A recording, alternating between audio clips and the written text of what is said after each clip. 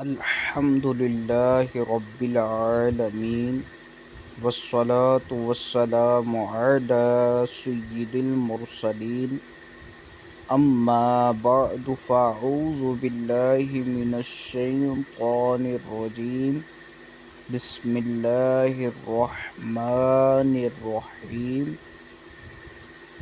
معزز سامعین و اکرام، انشاءاللہ عز و جل آج ہم حروف کے مخارج کا بیان پڑھیں گے۔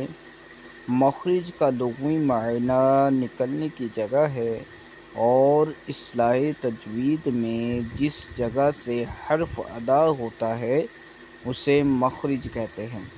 مخرج کا لغوی معنی کیا ہے؟ نکلنے کی جگہ ہے، اور اصطلاح تجوید میں اس کا معنی کیا ہے؟ اصطلاح تجوید میں جس جگہ سے حرف ادا ہوتا ہے اسے مخرج کہتے ہیں۔ مخارج کی تعداد کے بارے میں ائمہ کرام کے مختلف اقوال ہیں۔ حضرت امام خلیل بن احمد فراہیدی رحمۃ اللہ تعالی علیہ اور اکثر ائمہ کرام کے نزدیک مخارج کی تعداد 17 ہے۔ چلے ہم سبق شروع کرتے ہیں۔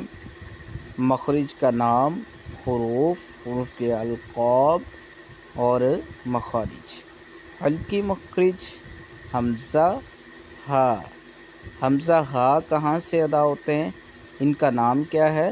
یہ حروف حلقیہ ہیں، یعنی یہ جو ہے حلق کے حصے سے ادا ہوتے ہیں۔ حلق کے ہمارے کتنے پارٹس ہیں؟ حلق کے 3 پارٹس ہیں، حصے ہیں۔ ایک نیچے والا حصہ، ایک درمیان والا حصہ اور ایک اوپر والا حصہ۔ حمزہ ہا جو ہے حلق کے نیچے والے حصے سے ادا ہوتے ہیں ہمارے۔ حمزہ ہا کہاں سے ادا ہوتے ہیں؟ حلق کے نیچے والے حصے سے۔ اس کو ادا کرتے ہیں ہم حمزہ حمزہ ہا حمزہ ہا۔ دوسرے نمبر پر مخرج ہے عین ہا۔ یہ جو عین ہا ہے ہمارے حلق کے درمیان والے حصے سے ادا ہوتے ہیں۔ یہ حروف کہاں سے ادا ہوتے ہیں؟ حلق کے درمیان والے حصے سے۔ نمبر 3 پر مخرج ہے غین خا۔ غین خا جو ہے حلق کے اوپر والے حصے سے ادا ہوتے ہیں۔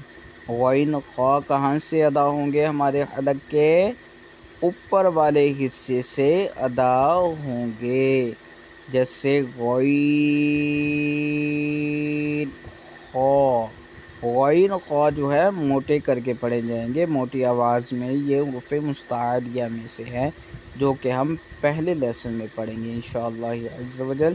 آج کے لیے اتنا ہی سبق کافی ہے انشاءاللہ عز و جل۔ کل ہم لسانی مخارج کا سبق سیکھیں گے